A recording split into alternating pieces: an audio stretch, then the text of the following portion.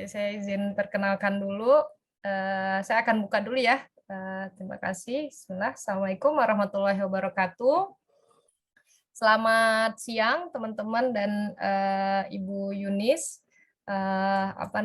Kita di mata kuliah STEM Bu, kami dari program studi pendidikan kimia UNJ. Ini mata kuliah baru memang di prodi kami gitu ya, dan ini mereka mahasiswanya tahun kedua nih Bu, semester 3 sebenarnya. Jadi memang masih baru ya.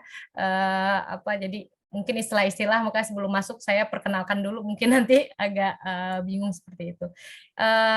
Alhamdulillah hari ini kita kehadiran kedatangan guest lecture ya dengan Bu Yunisari, Dr. Yunisari.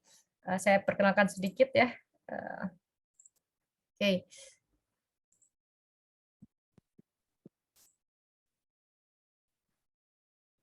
Agak lemot nih, Bu. Ya, Bu Yunisari adalah CEO dan co-founder dari UX Indonesia. UX Indonesia sendiri seperti startup begitu ya, Bu ya? Lebih ke arah bisnis sih, Bu. Oh, ke arah bisnis gitu ya? Iya. Nanti mungkin bisa kita pelajari lagi ya, Bu. Ya, jadi beliau adalah CEO di UX Indonesia, dan yang menarik adalah beliau ini ternyata di S1-nya itu jurusannya adalah nothing to do with computer or IT ya Bu ya? Iya, itu mungkin ini $1 million question ya Bu, nanti mungkin bisa kita tanya dulu. Jadi education-nya beliau ini S1-nya adalah di apa ya Bu, saya lupa juga, saya lihat dulu ya Bu. Baca dulu linknya. Iya, itu khawatir salah Bu, bahaya nanti kan ngaku-ngaku. Yang pasti bukan dari UNJ ya Bu. Bukan, Bu. Dari berarti yang ini ya Bu ya, Universitas Kristen Satya Lacana Language and Pedagogy gitu ya Bu ya? Iya, betul, Bu. Iya, S1-nya. Berarti kan nggak ada IT ataupun komputer gitu, nggak ada ya Bu ya? Ada. Oh, ada ya? Ada. Oh, ada. Saya pikir nggak ada gitu Bu. Oh, oke. Mungkin bisa sedikit dijelaskan Bu, mungkin sedikit ya, dari S1 itu ke S2 atau relate ke pekerjaannya itu seperti apa gitu. Karena kita belajar juga di STEM kemarin, bisa jadi ketika lulus kita tidak, maksudnya sekarang kan berbeda dengan dulu ya, mungkin bisa tidak linear seperti itu gitu Bu. Iya, monggo Bu. Oh, langsung dijawab. Oh ya, boleh Bu. Oke. Jadi kalau saya sih waktu di awal kan memang di SPD ya. SPD itu dari Satya Wacana, bidangnya bahasa Inggris. Tapi waktu di bahasa Inggris itu sempat ngambil beberapa mata kuliah yang enggak ngambil mata kuliah, Bu, karena enggak ada mata kuliah hubungannya bahasa sama teknologi itu enggak ada. Ya kan enggak ada ya Bu ya, benar dong. Benar, berarti saya benar betul, ya. Betul. Cuman waktu di sana sempat belajar bahasa Indonesia juga, teaching Indonesian as a foreign language kan. Nah, terus habis itu dapat kesempatan untuk pertukaran pelajar di Jepang. Nah, belajar bahasa Jepang kan. Tapi karena saya tuh penasaran, karena ibu saya sama bapak saya bilang, oh jangan belajar teknologi itu mainannya anak cowok gitu kan. Cowoknya gitu. Oke. Ya, jadi saya jadi penasaran banget gitu kan. Karena waktu di SMA tuh kok pada bisa programming, saya kok nggak bisa gitu kan. Nah, pengen belajar, cuma kan memang waktu itu kesempatannya kurang ya. Jadi ya oke, yang bisa les itu cuman adik saya nggak bisa les gitu kan. Nanti belajar aja sama adiknya gitu, adik cowok gitu kan. Tapi ya nggak pernah diajar-ajarin gitu. Nah, waktu kesempatan di Jepang, waktu kuliah di sana, karena curiosity saya nih, ini kayaknya nggak settle banget nih kalau ini kan ya. Nah, ikut jadi apa namanya? Jadi asisten dosen yang mengajarkan bahasa Inggris sama orang-orang Jepang, karena orang-orang Jepang kan juga second language ya, apa namanya, mereka di sana.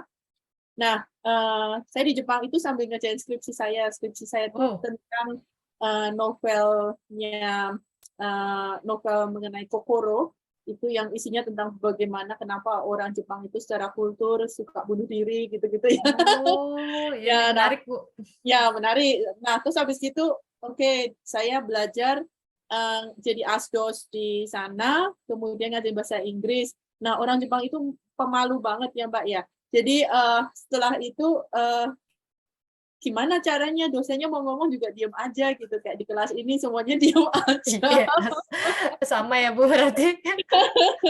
Karena mereka harus pakai bahasa Inggris. Kalau ini kan nggak harus pakai Oh, bahasa oh Inggris iya kan. benar benar benar. Nah, ini dosennya dari Amerika gitu. Nah, Hmm, terus habis itu karena mereka takut, terus diajarin, nggak tahu nih teman-teman di sini tahu atau enggak, kalau sekarang ada IM atau apa gitu ya, instant messenger. Kalau zaman dulu itu hmm, adanya MIRC. Ya, jadi pernah dengar nggak? enggak. Pasti nggak tahu nih. Apa tuh Bu? Ya, MIRC itu kayak apa namanya, aplikasi untuk chatting. Berarti ini Oh, usianya masih muda-muda banget nih di sini nih. Nggak. dulu mungkin Nah, apa ya yang di Yahoo itu loh Bu? Ya sampai Yahoo ya, Messenger ya, ya. Yahoo Messenger. Yahoo Messenger itu udah lebih baru Oh gitu. sebelumnya itu. Sebelumnya itu.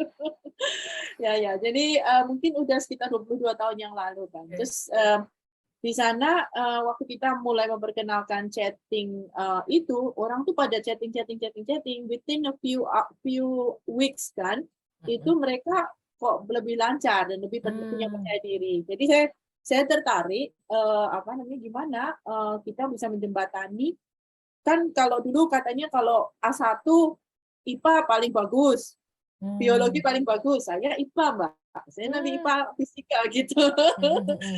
Nilainya bagus-bagus, tapi kalau kok kenapa saya masuk bahasa gitu kan? Wah, Iya, kalau dulu mikirnya bahasa itu buangan gitu kan. iya, iya benar. Pikirannya kan gitu, mindsetnya ya. Mm-mm. Nah, Ya, cuman tapi eh, saya ngelihatnya kayaknya nggak fit deh, karena sebenarnya kalau orang IPA masuk bahasa, orang bahasa masuk IPA, itu sebenarnya kita tuh semakin kaya, ya kan? Meskipun mm-mm.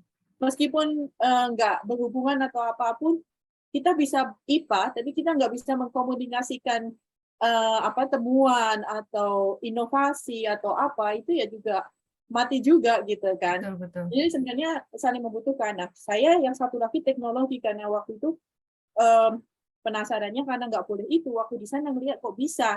Nah, saya langsung buat riset sendiri. Wow. Buat riset sendiri, saya mempelajari khusus bagaimana teknologi bisa dipakai untuk mengembangkan kemampuan berbahasa Inggris. Nah, jadi Hmm. itu riset itu enggak ada yang nyuruh, saya riset, saya tanya orang, Oh. saya apa Tapi namanya, itu sebelum master, Bu? itu belum lulus, Oh, oke. belum Oh, lulus, belum lulus S1 maksudnya? belum Oh, lulus S1. oh, udah riset dalam Belum, riset nih. iya, belum lulus S1 gitu. Jadi belum kebetulan kan kesempatan yang waktu ke Jepang itu kan memberikan pengertian sama saya ya. Sebenarnya research itu nggak perlu harus nunggu S2, S3, S4, S5. Sekarang pun itu mesti harus melakukan research. Anak saya misalnya tiap hari melakukan riset, ya, tiap hari buat sesuatu. Bahkan mereka sudah buat inovasi macam-macam dengan menggunakan STEM, gitu kan. Oke.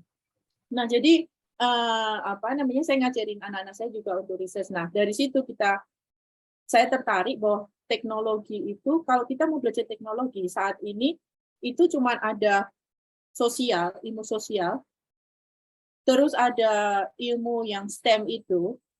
Nah, yang tengahnya tuh kok nggak ada ya, yang Hmm. nyambungin gitu. Kayak ada gap gitu, Bu ya? Iya, karena kan sebenarnya kan saling membutuhkan. Nah, saya khusus belajar itu cari, ada program di dunia. Jadi ada program di dunia di tahun 2004 itu baru buka, ya kan? Itu programnya itu ini, jadi semua orang interdisiplinary apapun bisa masuk ke situ.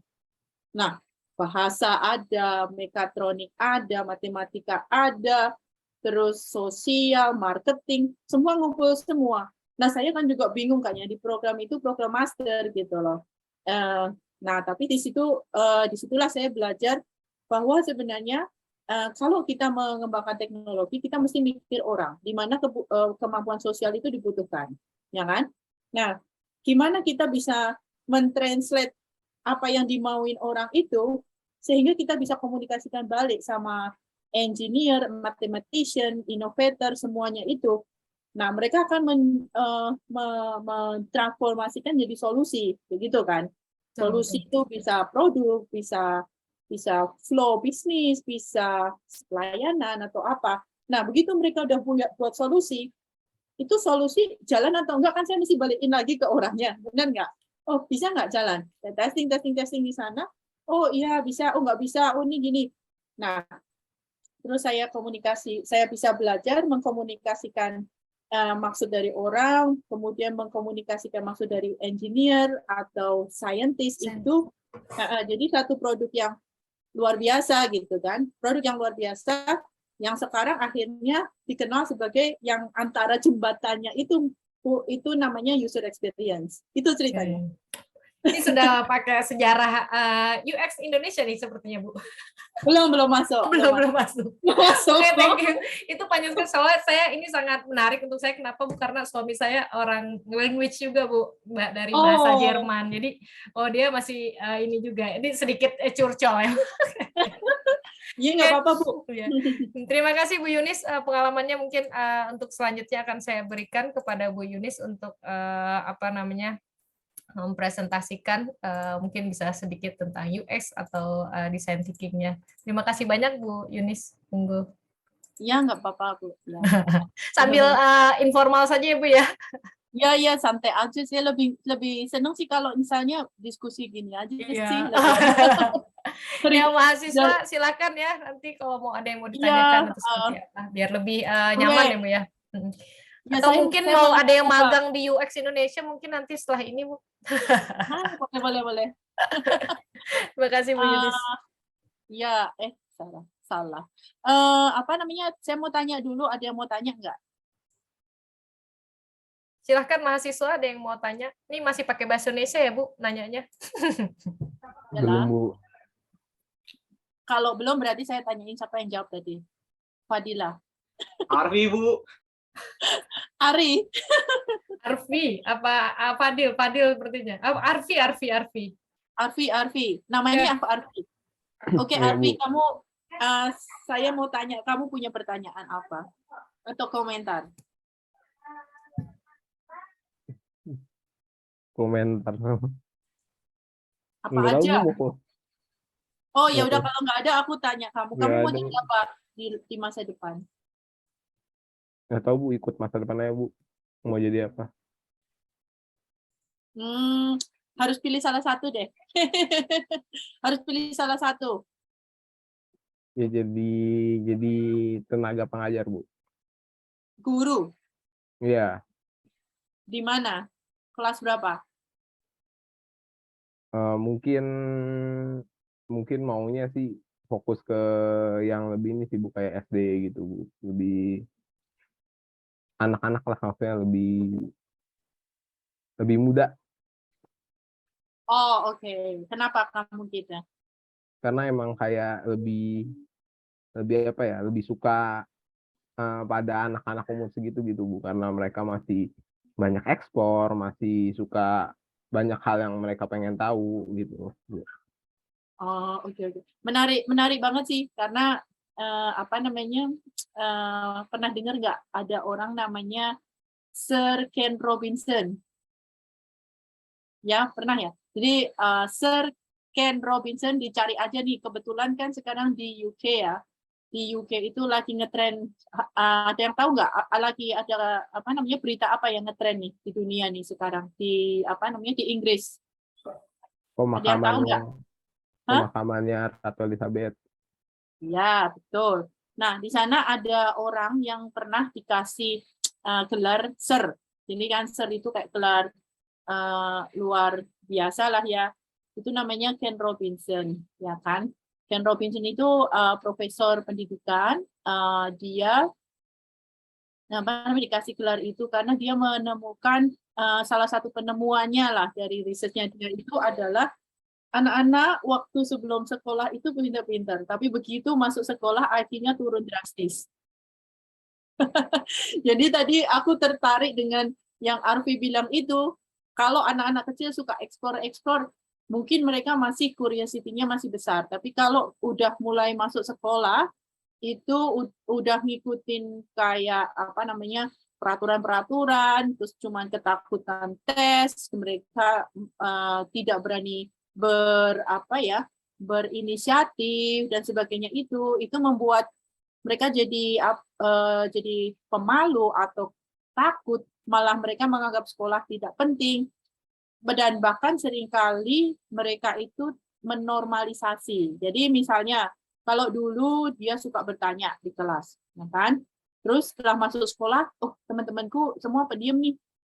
Oh Adelia nggak berani ngomong nih, Fadila nggak berani ngomong, aku diem aja deh, gitu kan? Jadi menormalisasi. Jadi misal punya ada pertanyaan atau apa dipendam sendiri gitu. Nah, apa sih hubungannya itu ya sama apa yang saya akan diskusikan hari ini?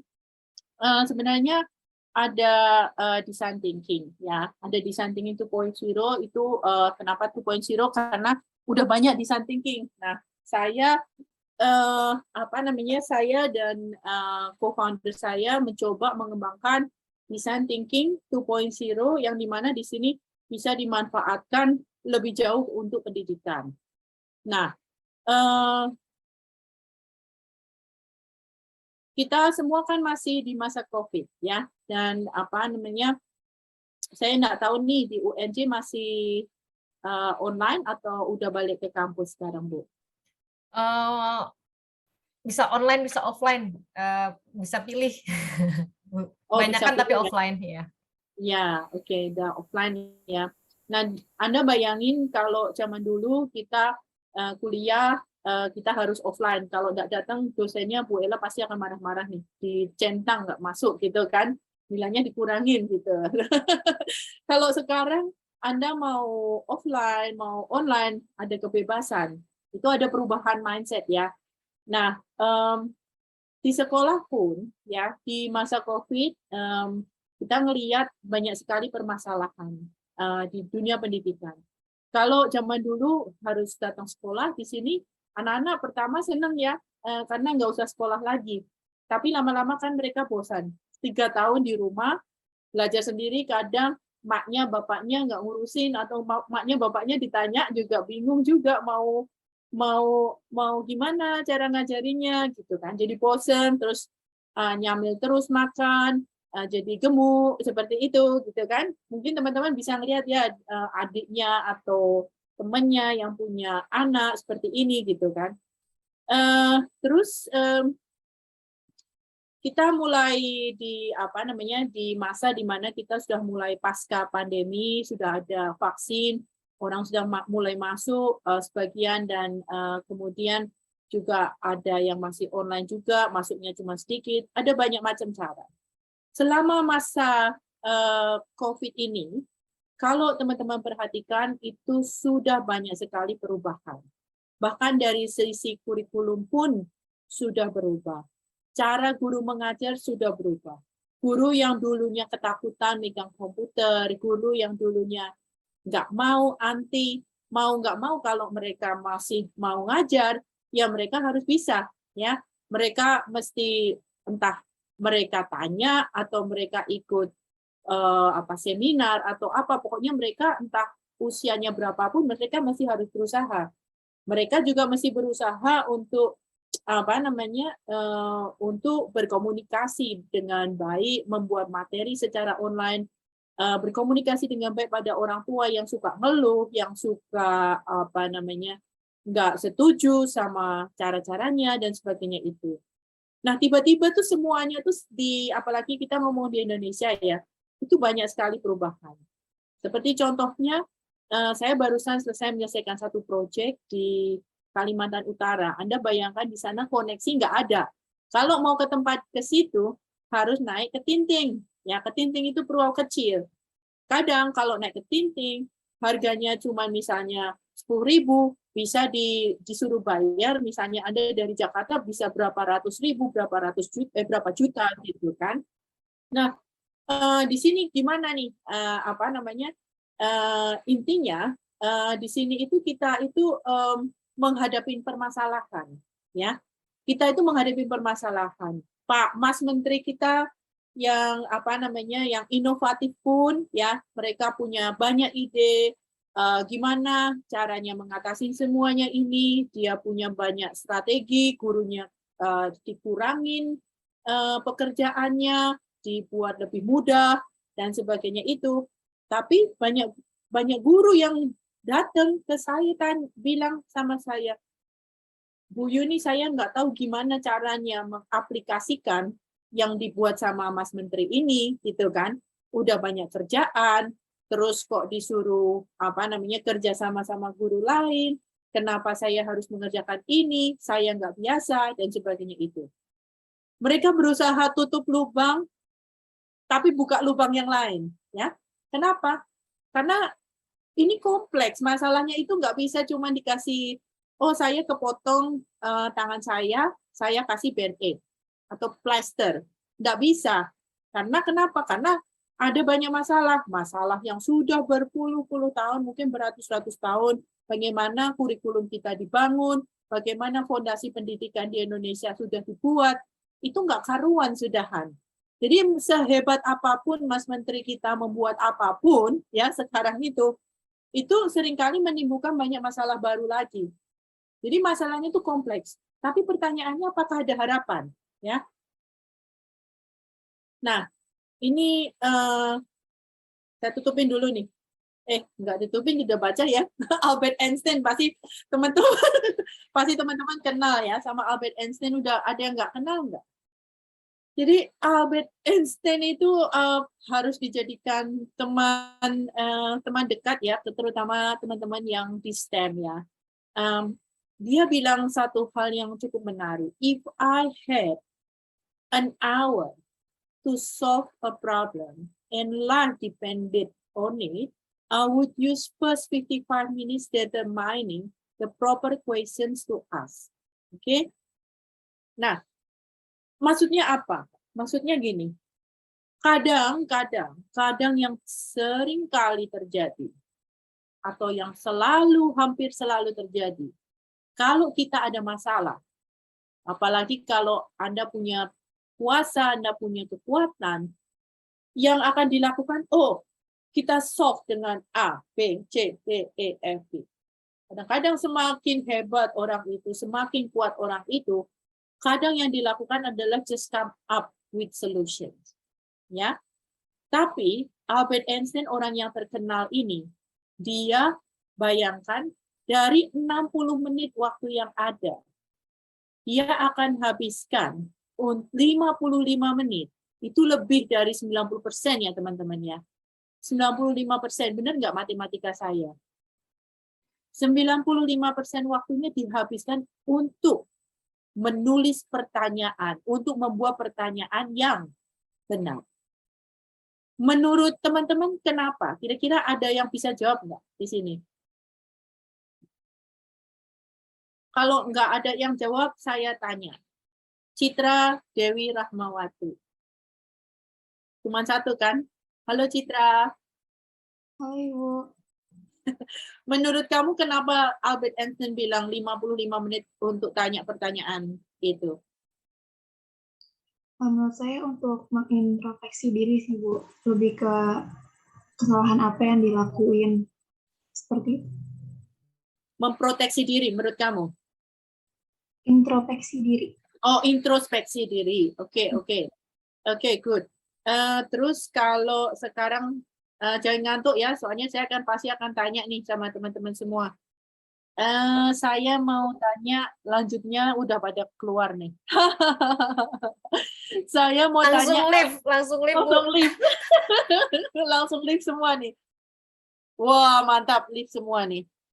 Agung Saputra ada di sana? Ya, Ibu. Menurut kamu kenapa?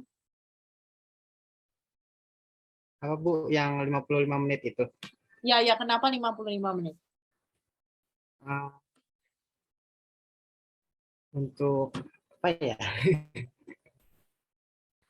Hah? Menurut kamu aja, nggak ada yang benar, nggak ada yang salah.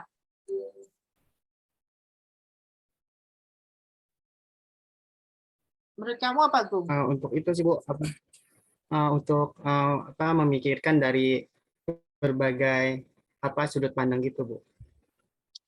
Ya, betul betul. Jawabannya betul. Agung sama tadi siapa ya? Citra ya jawab ya sebelumnya tadi. Iya, Ibu. Ya, Agung sama Citra yang kamu jawab itu benar. Ya, ini udah lift 3 orang ya Bu ya, dicatat. Ya bagus bagus. Jadi memang apa namanya pertama dengan bertanya itu kita bisa melihat sesuatu dari sudut pandang yang berbeda, itu nomor satu. Nomor dua, kita bisa mengintrospeksi diri kita sendiri. Karena kalau nggak tanya, siapa yang akan tanya? Ya kan? Dan dari situ dengan kita bertanya, sebenarnya kita sudah menemukan solusi. Ya. Nah, saya akan membuat exercise selama 3 menit. Ya. Masing-masing sekarang segera masuk ke dalam apa namanya ke chat ya, tolong buka chatnya. Saya akan buka pertanyaannya nih, ya kan? Pertanyaannya saya akan buka, nggak ada pertanyaannya nih. Nah, 3 menit ke depan ya, 3 menit ke depan saya minta teman-teman tuliskan sebanyak mungkin pertanyaan. Nanti dicatat ya Bu ya yang tanya ya. Yang pertanyaannya paling banyak nanti dapat hadiah. Oke. Jadi Anda tanya apa aja ya kan terkait dengan pendidikan di Indonesia di masa Covid ini. Oke? Apakah sudah jelas instruksinya? Sudah jelas ya? Sudah, Bu. Ya, kita mulai deh. Jadi Anda tulis mau bahasa Inggris boleh, mau bahasa Indonesia boleh. Jangan mikir terlalu lama, tuliskan pertanyaannya sebanyak mungkin ya untuk 3 menit ke depan. Oke? Ya, kita mulai dari sekarang. 3, 2, 1. Silakan.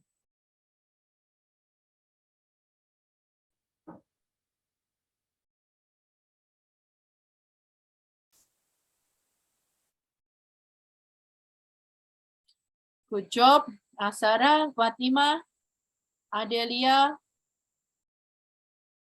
Good. Silakan lainnya. 70 orang yang lain.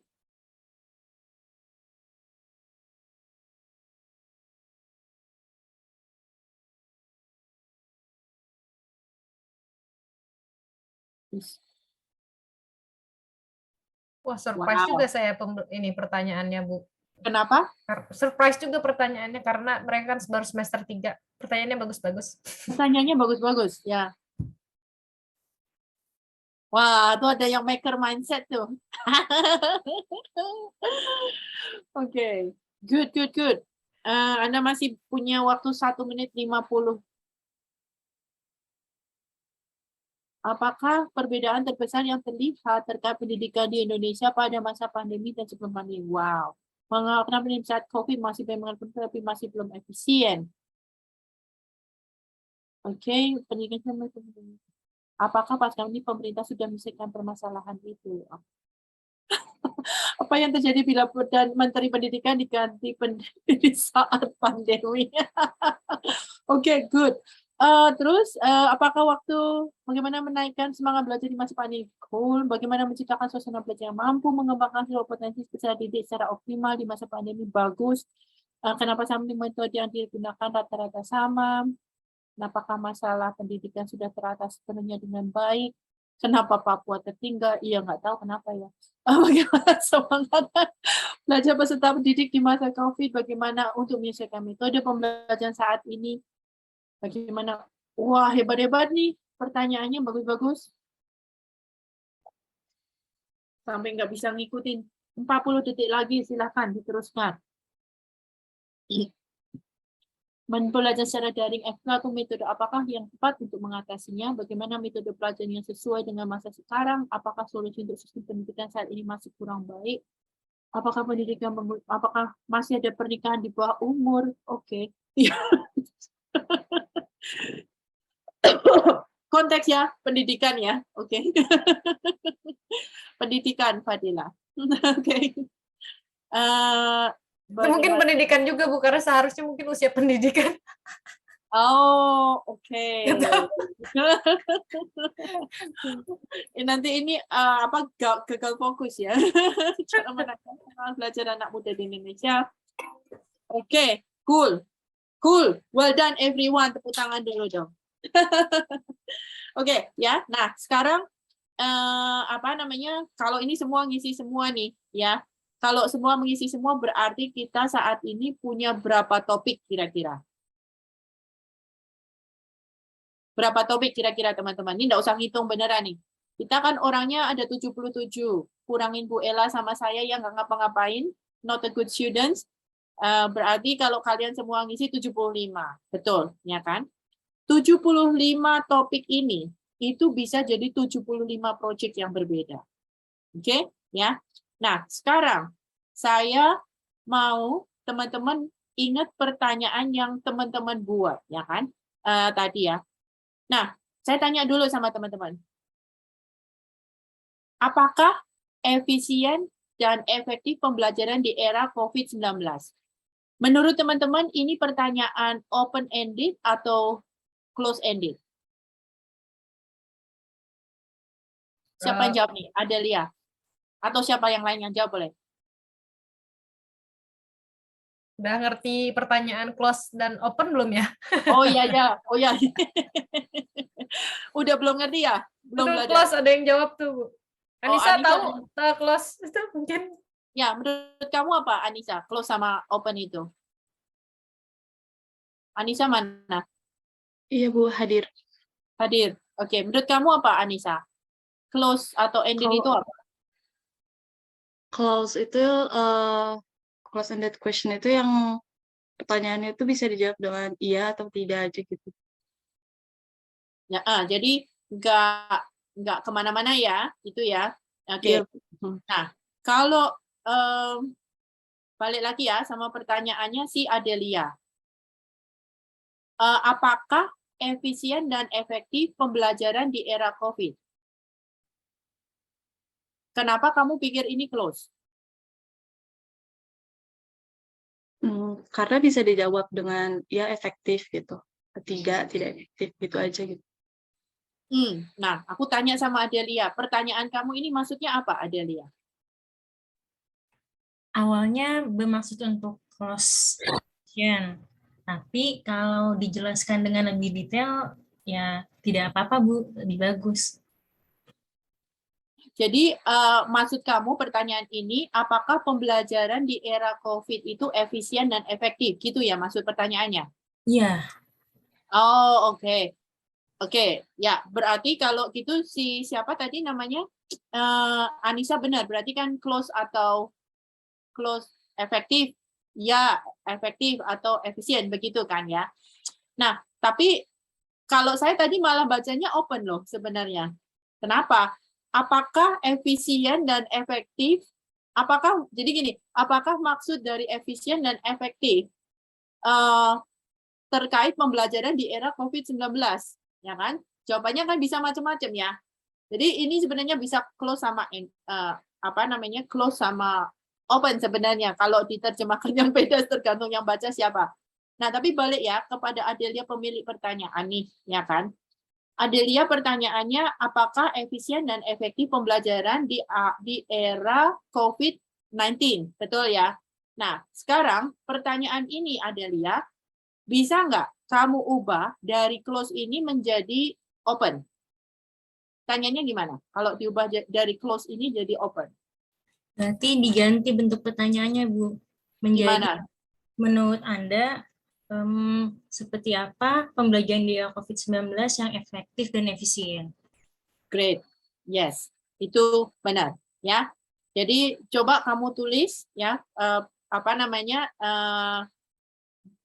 versinya berarti kan tadi kamu nulisnya kan jadi open ya, berarti open titik 2 pertanyaannya apa gitu ya. Nah, untuk 3 menit yang berikutnya ya kan, 3 menit yang berikutnya adalah teman-teman akan lihat pertanyaan yang sudah Anda lihat ya kan di sini, terus dari pertanyaan-pertanyaan ini ya kan, dari semua pertanyaan-pertanyaan ini, kalau menurut Anda ini pertanyaannya close, ya kan?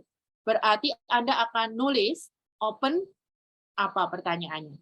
Kalau pertanyaannya sudah open, berarti Anda akan nulis close pertanyaannya apa. Jelas nggak? Jelas ya? Ada pertanyaan nggak? Terus Oke ya. 3 menit ke depan ya, teman-teman ya. Kita mulai dari sekarang. Jangan lupa ditulis close sama open-nya ya, perubahannya. Silakan.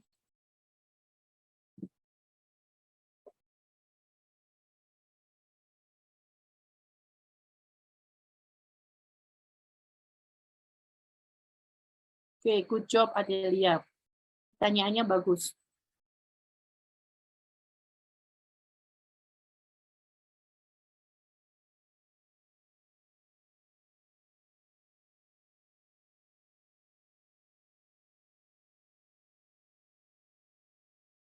Agung, apakah motivasi kamu belajar terjaga selama pandemi? Oke.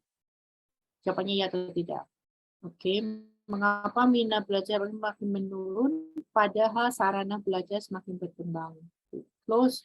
Apakah minat semakin menurun? Bagus, Fatima, good job. Ini Safina dari open ke close apa close ke open? Dari close ke open, Ibu, salah ketik itu. Sebentar. Oke. Apakah selama pemerintah sudah menyelesaikan masalah learning loss tersebut setelah pandemi ini? Bagaimana menurut Ibu dan teman-teman? Oke, bagus. Mengapa penurunan belajar saat terjadi sama masa COVID? Bagus. Apakah nilai akademik menurun saat COVID? Close, very good.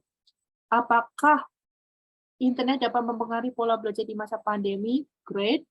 Bagaimana membentuk karakter peserta didik yang percaya diri masa pandemi? Oke, bagus. Apa pendidikan pandemi dapat? Oke, great. Apakah siswa meningkat semenjak diberlakukannya pembelajaran jarak jauh? Close. Bagaimana caranya bisa mengerti saat pembelajaran dilaksanakan secara daring? Apakah metode pelajaran saat ini sudah sesuai? Great, great, great, great, great. Apakah siswa nyaman belajar menggunakan laptop? Ya, good. Safina, ada close-nya, ada open-nya. Oke. Faren, mengapa pandemi bisa terjadi learning loss?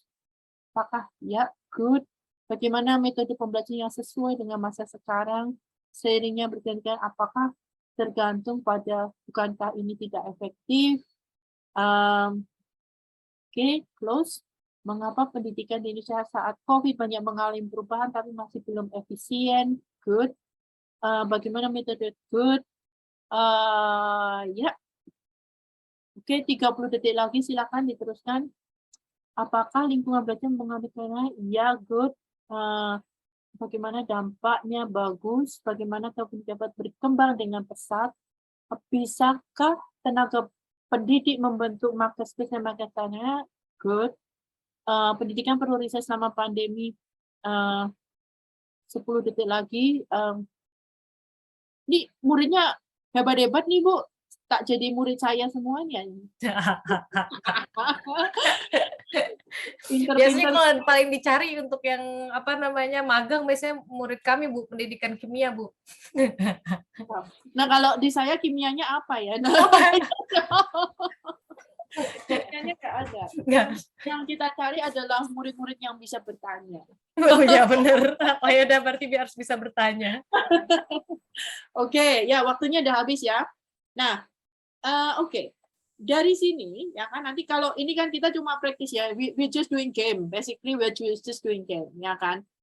Kalau ini sungguhan, Bu, Bapak, teman-teman sekalian di sini, ini nanti Anda harus dikelompokkan ya.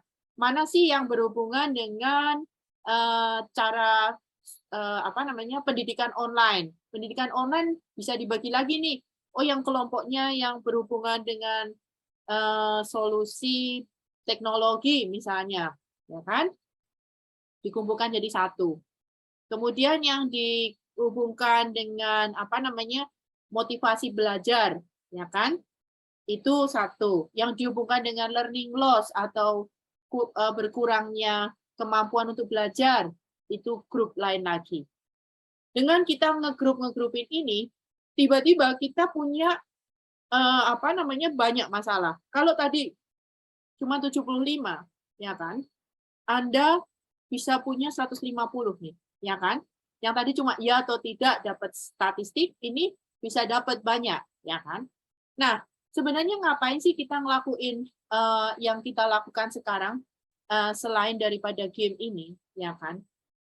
Sebenarnya adalah di masa yang ke depan ini ya. Di masa yang ke depan ini, tadi kan saya tanya sama siapa ya? Siapa tadi namanya ya? Arfi. Nah, Arfi mau jadi apa? Tadi kan pertama bilang, oh ngikutin masa depan aja, ya kan? Nah, kalau kita mau ngikutin masa depan aja, itu nanti kita akan ditenggelamkan oleh masa depan, gitu. Nah, karena di masa depan itu, ya kan, kita kemungkinan itu udah nggak perlu guru lagi nih, teman-teman, ya kan? Kita udah nggak perlu guru lagi yang ngajarin di kelas, itu mungkin nggak ada, karena semua, misalnya katakan semua anak itu udah bisa mencari informasi sendiri, gitu kan, contohnya seperti itu. Nah, di masa depan, ini minimal ya, ini dari tahun Manpower Group Employment Outlook Survey ini, yang dicari adalah IT dan data, ya kan? Kenapa saya ngotot belajar IT? Kenapa saya ngotot belajar semua itu?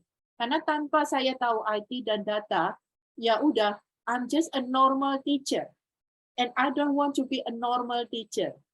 Karena kalau Anda cuma normal teacher, ya Anda cuma stuck di situ. Begitu job Anda di masa depan udah nggak ada, you are going to be unemployed, gitu loh. Anda nggak punya kerjaan, Anda akan ngangguran, gitu kan?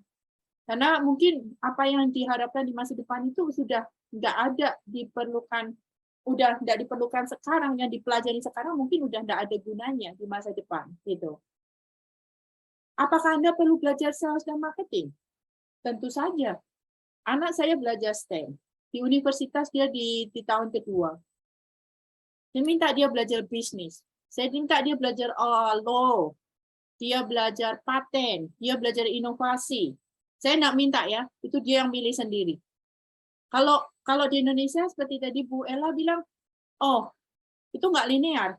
Ini zamannya udah bukan linear lagi teman-teman. Ini zamannya di sini, Anda bukan cuma ngikutin kurikulum yang ada di kelas. Anda di sini pikirannya harus terbuka nih. Di masa depan itu inilah 5 hal: IT data, sales, marketing, operation, logistik, manufacturing, production, customer facing, front office, itu minimal top 5 demand roles. Tapi ada banyak yang lain lagi. Nah, saya mau tunjukin lagi nih. Nah, saya lanjut ke depannya lagi dulu. Job in the past, ya kan? Itu ada hubungannya sama technician, laborers, admin, jalani mesin. Kalau di future itu professional manager, community personal service worker. Nah, untuk bisa Anda mencari memasuki dunia masa depan, ini adalah skill yang dibutuhkan. Skill yang dibutuhkan itu apa? Creativity. Anda kreatif. Anda bukan cuma aku nggak tahu mau ngapain, aku nggak punya aspirasi apapun, nanti lihat aja nanti kalau aku lulus apa yang ada. No, too late. You have to start to think from now. Digital literacy, tingkatkan kemampuan Anda bukan cuma untuk pakai Instagram, ya. Gimana caranya Anda bisa pakai Instagram itu untuk bisnis, mencari informasi, membuat konten, melakukan apapun gitu, ya. Skill untuk melakukan presentasi, ya kan? Nah, kalau digambarkan, ini contoh-contoh pekerjaan di masa depan nih ya. Jadi contoh-contoh nih. Ini pekerjaan ini mungkin di waktu saya kuliah atau apa, itu nggak ada nih. Sekarang pekerjaannya apa nih? AI Assisted Healthcare Technician. Satu, AI, pakai teknologi. STEM, ya kan? Healthcare, technician, teknologi. Gig whisperer, apalagi nih? Ini product manager tapi yang bisa menggunakan teknologi atau macam-macam lagi nih semua nih, ya kan? NFT designer. Kita ada ngomong cryptocurrency. Kalau Anda tanya, oh, saya nanti saya STEM loh. Ya STEM ya pakai STEM juga pakai cryptocurrency, teman-teman. STEM pakai teknologi, pakai matematika, dipakai matematikanya untuk cryptocurrency, Bitcoin, semua pakai semua yang Anda pelajari di sini. Kalau Anda cuma mikir, oke, saya linearnya cuma jadi guru, saya nggak bilang jadi guru itu jelek, tapi Anda cuma stuck dengan menjadi guru, ya kan? Anda kan ketinggalan, karena kan udah nggak ada lagi tuh guru lagi, mungkin nggak ada. Ini semua contoh-contoh pekerjaan di masa depan, ya. Beberapa soft skill yang dibutuhkan adalah reliability, self-discipline, resilience, adaptability. Reliability itu bisa dipercaya. Self-discipline itu Anda punya self-discipline. Nggak usah disuruh-suruh gurunya, ayo buka kamera semuanya. Anda udah langsung buka kamera sendiri gitu. Resilience, nggak mudah putus asa. Bisa beradaptasi dengan baik. Bisa membuat reasoning, bisa memecahkan masalah, bisa berkreativitas, punya originalitas, bukan cuma copas sana sini gitu kan. Anda punya critical thinking, Anda punya kemampuan untuk menganalisa, ya kan, permasalahan. Kalau Anda ini di Australia ya, kalau Anda ini gajinya bisa $7.000 lebih tinggi. Kalau Anda punya kemampuan untuk memecahkan masalah dan memiliki kemampuan untuk berpikir secara kritis. Kalau Anda punya kemampuan untuk mempresentasikan informasi dengan baik, gajinya Anda 8.853 lebih tinggi daripada normal orang yang nggak punya kemampuan itu. Anda bayangin kalau Anda punya creativity, Anda punya financial literacy, Anda punya problem solving, critical thinking, Anda gajinya udah lebih besar lagi nih, ya kan? Ini di masa depan ya. Di masa depan ini yang dibutuhkan orang-orang, ya kan? Nah, balik sama tadi yang saya ngomong di depan. Contoh tadi kita udah berusaha membuat pertanyaan. Itu adalah langkah pertama. Bagaimana kita bisa melatih pikiran kita untuk memiliki critical thinking. Ya, Anda bertanya, kalau saya dikasih satu kata, education di masa pandemi, kira-kira saya mau tanya apa? Pertanyaan apa aja yang saya mau tanyakan? Pertanyaan-pertanyaan itu berangkat dari permasalahan yang terjadi. Kalau Anda lihat di chat tadi, semuanya kenapa kok ada learning loss? Learning loss is a problem. Kenapa kok nggak efektif? Problem. Everything that you mentioned before, it's a problem. Nah, Anda udah berhasil nih. You have nailed it. Kamu punya problem. Permasalahannya, what's next? What can you do with this problem? Can you solve that problem? Gitu kan? Bisa nggak problem-problem itu kamu solve? Nah, dengan kita dengan Anda mendapat kesempatan sekarang di UNJ, ya kan? Anda dilatih untuk menjadi guru. Artinya digugu dan ditiru, ya. Anda jadi panutan. Nanti mungkin profesi guru nggak ada di masa depan. Tapi basic needs of someone who can lead, who can mentor, who can support. Kalau dalam bahasa Indonesia namanya tuturi handayani, ya, di depan memimpin, di samping menjadi mendukung, di samping mendampingi, di belakang mendorong, ya. Itu tuturi handayani ya, betul nggak? Di sini masih pada ingat nggak tuturi handayani ya? Nah, mungkin guru nggak ada, namanya mungkin ada gig leader atau coach atau AI coach, STEM coach atau apa, namanya mungkin udah nggak karuan, ya kan? Tapi basic skill yang Anda dapatkan sebagai guru itu di sini, itu akan masih sampai selamanya masih dibutuhkan. Tidak semua orang bisa belajar sendiri, tidak semua orang langsung bisa nyerap semua informasi, mereka masih dibutuhkan. Tapi caranya gimana? Itu kita masih temukan, kita masih misteri besar ya untuk bagi kita semua gimana. Tapi kalau Anda punya growth mindset, di mana Anda, saya nggak khawatir, karena saya bisa punya pertanyaan, dari pertanyaan saya, yang tadi 150 pertanyaan itu, saya bisa mencari permasalahan. Saya nggak takut. Saya nggak takut untuk mencari solusi atas permasalahan tersebut. Itu mindset yang mesti teman-teman punya. Ya.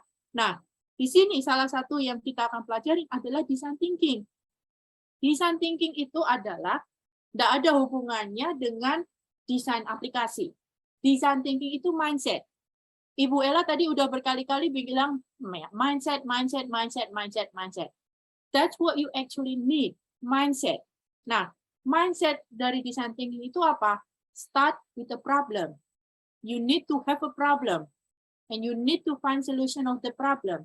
Ya kan? Itu design thinking. Nah, karena namanya design thinking, tapi bukan cuma untuk desainer. Design thinking untuk semua orang. Ya, semua orang di kalangan apapun harus memiliki yang namanya design thinking itu. Ya. Nah, Anda di sini, tugas Anda, misi Anda. Semester 3, diingat-ingat ya, dicatat. Anda tulis nih, misi Anda apa sekarang? Oke? Nah, sekarang saya sekarang saya minta Anda mikir 1 menit nih. Ya kan? Kita punya misi rethinking education. Education kita di Indonesia masih berantakan ya. Pertanyaan Anda dibuktikan dengan pertanyaan Anda yang super banyak tadi. Oke? Ya. Nah, sekarang kita akan melakukan berandai-andai exercise. Oke? Berandai-andai exercise. Rethinking. Kalau kita bilang rethinking, kita think of education itu guru datang ke kelas. Kalau kita mau tanya, saya mau tanya sama Anda, rethinking itu kita memikirkan sesuatu yang baru terhadap pendidikan di Indonesia. Oke. Setiap orang saat ini Anda punya waktu 30 detik, ya kan, untuk mikir, ya kan?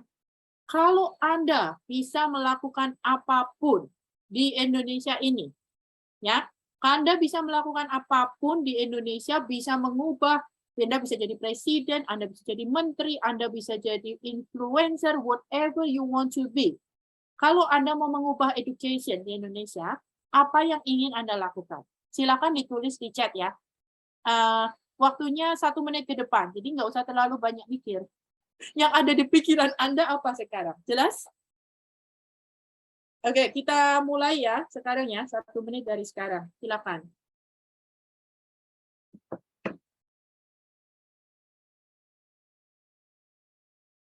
Maaf Bu, mau nanya.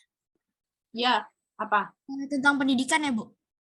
Ya, bukan tentang itu, usia muda menikah, bukan ya? Itu Fadila tuh. Oke. Pendidikan, topiknya pendidikan. Masih 30 detik, silakan. Ditulis ya.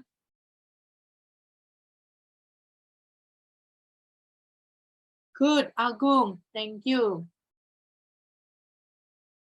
Good, Anissa. Oke, Maulina, great. Fatima, Amelia.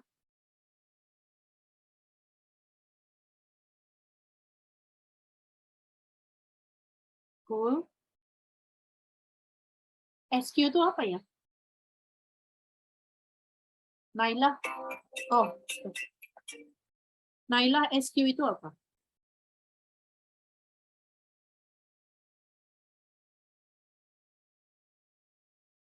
Dilema berapa?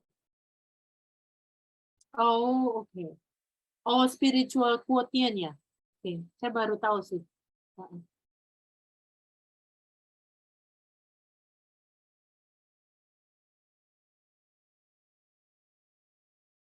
Oke, menarik.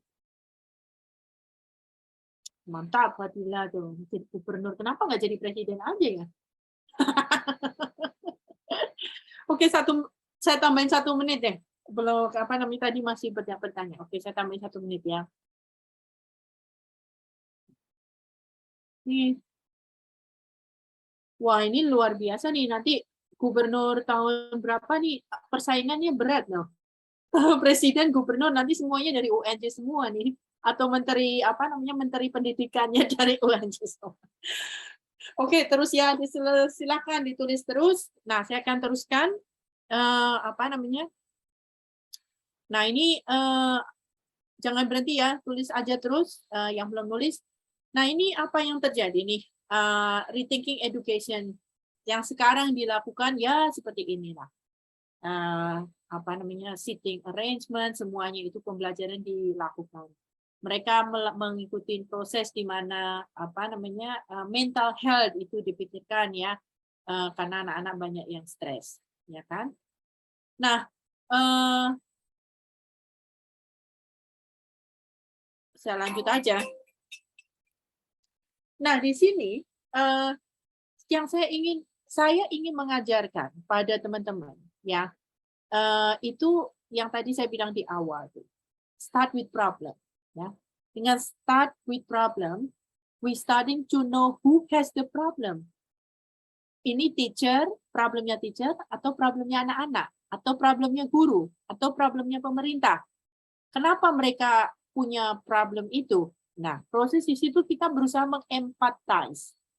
Nah, kita empathize tadi siapa yang bilang introspeksi, ya kan? Itu ke dalam diri kita sendiri, kita empathize dengan orang yang lain, ya kan? Dari pengetahuan itu kita tidak usah ngabisin 1 minggu, 2 minggu untuk melakukan riset. Kalau misalnya untuk tesis ya silakan, ya toh. Tapi kalau enggak ya kita coba pelajarin, Cica coba bertanya, yang seperti yang selalu saya lakukan, bertanya apa masalahnya. Dari situ kita mencoba mendefinisikan permasalahannya itu seperti apa. Dari situ kita mulai memikirkan solusi-solusi apa ya yang bisa dilakukan untuk memperbaiki permasalahan tersebut.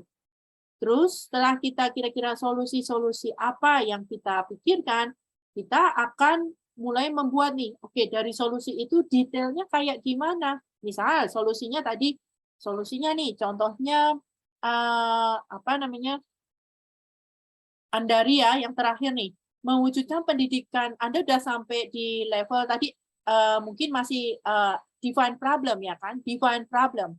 Anda sudah punya empati. Saya nggak tahu apa yang terjadi dengan Andari nih, ya kan? Tapi dia punya empati apa namanya mengenai anak-anak sekolah untuk diberikan pendidikan gratis, ya kan? Empathize asumsinya sudah dilakukan. Anda sudah mendefinisikan permasalahannya pendidikan itu terlalu mahal nih atau bagaimana. Nah, Anda punya ide adalah pendidikan gratis berkualitas untuk seluruh anak Indonesia di samping adanya peraturan wajib bagi sekolah bagian Indonesia. Nah, langkah berikutnya bagi Andari itu, Pak Andari akan apa namanya akan melakukan prototype. Ya, prototype itu apakah cuma buat aplikasi? Enggak. Prototype itu Andari mulai berpikir, oke, kalau saya mau mewujudkan pendidikan gratis, ya kan? Gimana caranya? Saya mesti ngomong sama siapa? Dari awal gimana caranya? Step-stepnya apa yang mesti dilakukan? Ada biayanya enggak? Kalau ini pendidikan gratis, pasti harus ada yang bayar dong. Gratis untuk siapa? Gratis untuk orang tuanya atau gratis untuk anak-anaknya? Terus gimana cara kerjanya? Oh, mesti harus disahkan dulu sama menteri atau ini bebas siapa aja boleh dilakukan, gitu kan? Artinya di sini ini ada proses di mana dari ide itu dikembangkan. Jadi kalau ada orang bilang ide itu kita perlu punya creative thinking, ya kan? Creative thinking. Oh, kita punya ide A, ide B, ide C, ide F. Tapi ide itu murah. Nah, apakah ide itu bisa menyebabkan kita untuk memecahkan masalah itu? Nah, kita taunya gimana? Ketika kita menjelaskan, kita melihat ide itu lebih dalam, gimana caranya, apa yang mesti dilakukan. Nah, itu di situ baru kita kelihatan ide itu bisa nggak memecahkan masalah yang di awal tadi. Siapa, berapa lama, Apakah butuh 1 tahun, 5 hari, 1 minggu, 2 minggu, atau berapa hari waktunya? Saya apa yang harus dilakukan? Anda di sini 75 orang, Anda bisa jadi apa namanya? Anda bisa jadi seperti apa namanya? CEO atau CEO atau COO-nya dari Ruang Guru nih. Semua nih satu kohort nih bisa jadi founder semua nih di sini. Karena Anda semua udah punya masalah, Anda dipecahkan. Cuma sejauh mana Anda mau memecahkan itu gitu. Saya kira malah sistem pendidikan di Indonesia harus merata dan efektif. Ya gimana caranya gitu. Nah, di sini kita melakukan prototype. Dari prototype itu kita tes. Kita misalnya kita mau mewujudkan pendidikan gratis berkualitas. Pertanyaan saya sama Andari, untuk siapa Andari? Andari ada di sini nggak? Hadir nggak? Halo Andari?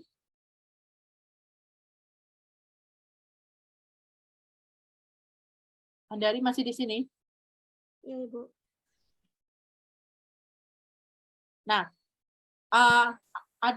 ini untuk siapa? Nah, Anda mesti harus tes sama orang yang akan dibuat. Misalnya katakan itu untuk orang tua nih. Nah, gimana caranya? Ya kan? Apakah orang tua setuju dengan proposal yang kita buat tadi gitu? Kadang-kadang yang terjadi adalah kita punya mental sebagai desainer, arsitek untuk memecahkan semua masalah. Tapi apa namanya? Misal siapa tadi ya? Ada yang cukup Oke, Esril misalnya. Esril bilang, menghilangkan sistem perangkingan pada masing-masing individu. Nggak usah ada ranking, ya kan? Nah, berarti ini Anda mesti harus tanya nih, di sekolah, orang tua, anak-anak. Kalau saya punya solusi sistem perangkingan ini dihapus, ya kan? Kamu setuju nggak? Kamu happy nggak? Kamu pakai nggak sistem ini? Kalau nggak ada yang pakai, nggak ada yang happy, berarti sistem itu nggak jalan, ya kan? Itu namanya testing, ya. Nah, ini Stanford School Design Thinking Process itu basic dari design thinking, ya. Nah, kalau Anda mau tanya design thinking itu kayak apa, itu seperti yang tadi saya sudah coba jelaskan. Itu cara pikir, mindset, kerangka kerja, ya. Jadi ada macam-macam nanti pendekatan design thinking, ya. Ini sejarahnya design thinking dari awal 1969, yang terakhir ini 2020 ini saya, ya kan? Design thinking 2.0. Kemudian ada proses yang tadi itu semua dari permasalahan, definisi permasalahan, kita melakukan riset, kita membuat prototipe, semua dilakukan dalam waktu 5 hari. Itu namanya design sprint. Ini orangnya namanya Jack Knapp, dia ada di San Francisco. Dia yang punya buku tentang design sprint yang dilakukan, design thinking yang dilakukan selama 5 hari ini. Kemudian ini saya dan Pak Jos, kita mengembangkan proses juga mengenai design thinking 2.0, prosesnya kayak gimana, tapi kita nggak akan bahas di sini. Karena hari ini kita akan lebih ke arah memperkenalkan design thinking itu sebenarnya apa sih? Sebenarnya kayak gitu. Nah, kalau nanti misalnya ada teman-teman yang mau tertarik, mau tahu lebih lanjut, ya kan? Jadi design thinking kita bisa diskusi lagi nih, gimana cara kita pakai design thinking-nya, secara spesifik seperti apa, misalnya untuk membuat mata pelajaran atau membuat apa namanya learning activity yang menarik, yang ini bagaimana caranya. Nah, kita akan ngikutin semua proses-proses ini dari conception, prototype, pre-release, semuanya itu akan dilakukan. Nah, di sini apa namanya? Saya coba dulu. Nah, ini kalau kita mendesain kurikulum, saya nggak tahu Bu Ella, mereka udah belajar mengenai kurikulum atau belum ya? Belum, Bu. Oh, belum ya? Nggak apa-apa. Tapi sudah saya jelaskan brief kurikulum itu apa. Ya, jadi kalau kita membuat kurikulum, kita akan buat sama, kita mau mencapai apa dulu, terus tesnya seperti apa, aktivitasnya seperti apa, gitu kan? Nah, kalau kita melakukan design thinking, ya, kita akan melakukan prosesnya seperti ini nih. Kita akan menentukan apa sih yang pengen kita capai, ya. Outcome yang pengen kita capai itu apa? Nah, outcome yang pengen dicapai tadi ada teman-teman udah nentuin nih. Saya mau waktu belajar dipersingkat. Itu outcome yang ingin dicapai. Nah, dari outcome itu Anda turunkan apa aja yang perlu dilakukan, milestone apa yang perlu dilakukan, gitu kan? Mungkin kita nggak sampai sejauh itu ya, karena itu cukup detail. Nah, apa yang sebenarnya bisa didesain thinking-kan? Nah, didesain thinking-kan itu ada macam-macam, kurikulum, classroom, sistem, proses tool. Jadi pertanyaan-pertanyaan tadi teman-teman yang ada itu bisa dimasukkan dalam kategori-kategori di sini. Atau mungkin nanti ada kategori-kategori baru ya yang diajarkan gitu. Nah, jika kita melakukan design thinking ini, kita sebaiknya bukan cuman teman-teman doang yang sama. Jadi misalnya nih, contoh ya, ingin menambahkan kelas musik menjadi pelajaran wajib. Aditya Saputra, ya kan? Aditya, saya bisa dengar suaramu nggak? Ya, Ibu. Halo. Oke, good. Nah, Aditya, saya mau tanya sama kamu. Di sini, kalau kita melakukan design thinking, kamu harus mengajak orang-orang yang berkaitan dengan topik atau permasalahan yang ingin kamu pecahkan. Oke, jelas ya, Aditya? Ya. Nah, sekarang kalau kamu mau melakukan design thinking untuk menambahkan kelas musik menjadi pelajaran wajib, kira-kira di proses itu siapa yang kamu undang? Untuk berdiskusi itu siapa?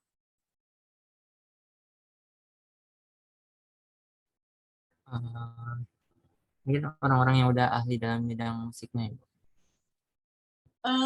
Enggak, jadi kan kamu akan melakukan workshop gitu kan ya, workshop design thinking untuk mengubah kurikulum di mana musik itu menjadi pelajaran wajib, bukan pelajaran pilihan.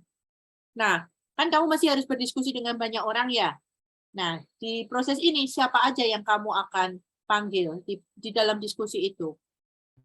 Kalau misalnya gitu, dari yang mungkin ya pastinya dari Menteri Pendidikannya dulu, terus dari mungkin orang-orang yang ahli dalam bidang psikologi, terus sama orang-orang yang apa ya? Yang udah sih kayaknya itu dulu. Berarti kamu cuma manggil Menteri Pendidikan sama pemusik semua ya? Iya. Oke. Sama itu yang ahli psikologi mungkin. Ahli psikologi ya. Oke. Nah, saya tanya kenapa ahli psikologi sama menteri? Kan kalau misalnya kalau pendidikan mungkin emang agak kayak dilihat siswanya itu mungkin agak abstrak, dan dari situ kan kita di pendidikan ini kan juga belajar tentang psikologi siswa gitu, atau tentang perilaku siswa lah gitu. Nah, itu bisa kita pakai juga gitu sebagai acuan, entah itu dari segi maksudnya segi belajarnya dia, dan kan kalau psikologi itu lebih tahu ya gitu ya tentang apa yang minat dari siswanya ini sendiri, apa yang kurang, apa yang masih dilakuin kayak gitu, Ibu. Dan nanti tinggal di Menteri Pendidikannya itu diaplikasikan lagi atau dipertimbangkan lagi dari pihak-pihak selain dari yang ahli psikologi dan lainnya itu, Bu. Oke, bagus. Nah, kamu udah nyebutin 2 orang ya. Nah, kira-kira saya mau tanya sama teman-teman yang lain, yang kalau kita ngadain acara kayak gini, siapa lagi yang perlu diundang? Silahkan volunteer. Lutfia, mungkin? Mungkin para orang tua dari murid itu sendiri juga, Ibu. Kenapa? Karena kita ini menyatukan pandangan gitu. Kenapa sih perlu untuk memasukkan musik ke dalam pembelajaran seperti itu? Oke, that's good. Oke. Ada lagi, Safina?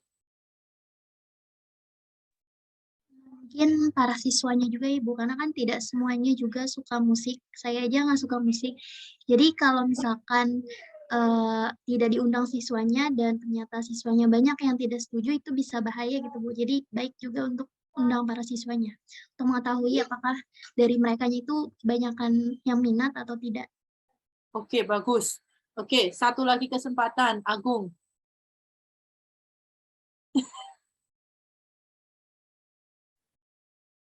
Gurunya Bu, tadi gurunya udah diundang belum?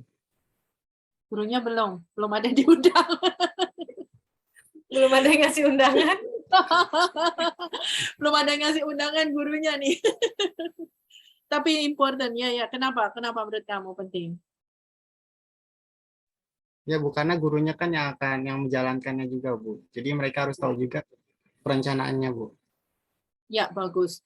Nah, kadang-kadang kita lupa ya, kita langsung mikirnya udah menterinya dulu ya, atau yang ini. Tapi sebenarnya siapa sih yang terimpact ya dari sini kan? Yang impact-nya paling dekat siapa? Gitu. Jadi itu. Oke, nah saya mau tanya dulu in term of timing gimana Bu? Iya Bu, silakan. Closing statement atau seperti apa, Bu Nis? Oke, saya mau ya. Jadi ini apa namanya?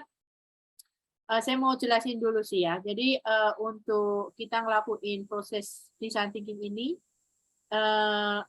Anda tadi ketika mulai mencari solusi-solusi, ya kan? Anda mesti harus mikirin secara bisnis itu kayak gimana. Anda mesti mulai mikir ya sekarang ya. Jangan cuma pikir semuanya dari pendidikan doang. Anda mesti harus open up your mind. Secara bisnis apa? Secara teknologi apa? Secara desain apa? Secara sosiokultural itu apa? Ya, itu prosesnya di sini itu yang kita akan sebut sebagai user experience. Ya. Nah, di sini Anda harus berani. Ini di tempatnya Pak di Bandung ya, tempat Pak Ridwan Kamil ya dulu ya, dan museumnya ya. Di sini Anda harus berani untuk yang tadi, yang barusan kita ngomong tadi itu. Anda mesti harus berani untuk mengajak pemangku-pemangku kepentingan yang tadi kita udah sebutkan. Ya, bersama-sama dengan Anda, jangan pernah takut. Jangan pernah takut untuk bertanya, ya kan? Untuk tanya, ya kan? Untuk tanya sama mereka, oke, Pak, menurut Bapak, Ibu kayak gimana? Pak, mau memberikan feedback atau enggak? Majority of the people, ya, majority of the people, they are happy, mereka happy kalau Anda tanya pertanyaan. Oke? Jadi jangan khawatir, jangan Anda pikir, oh aku masih anak SD, bukan SD. Saya masih level 3, semester 3, semester 3 atau S3 gitu kan. Saya belum punya kemampuan, saya belum punya ini dan sebagainya itu. Jangan pernah berpikir seperti itu. Anda harus kreatif, Anda harus eksperimental, ya. Terus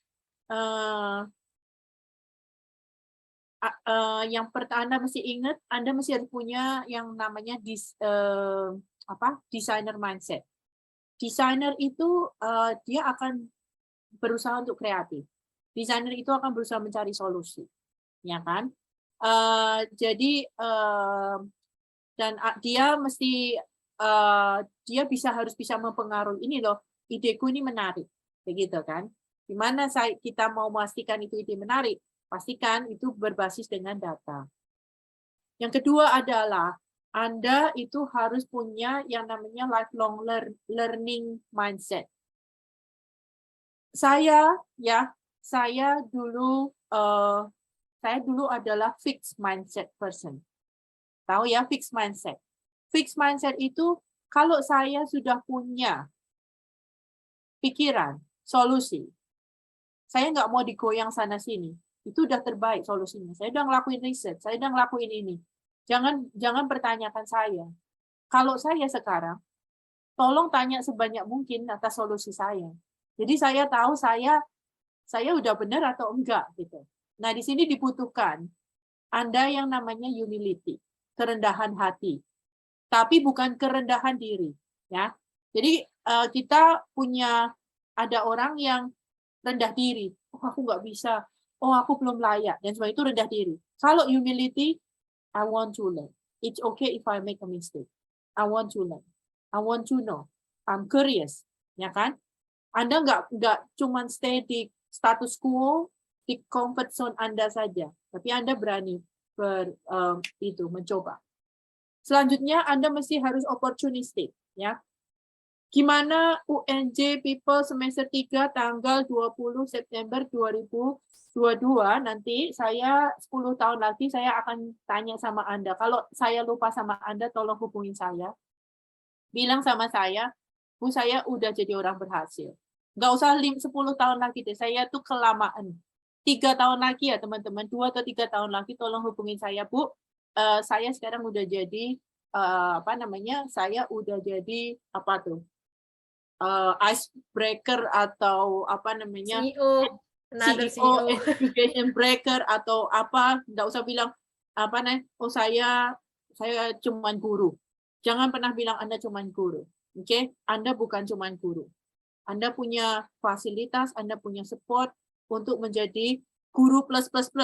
Ya. Jadi di sini Anda masih harus cari opportunity apapun yang bisa Anda dapatkan untuk belajar, untuk cari kesempatan untuk memecahkan permasalahan.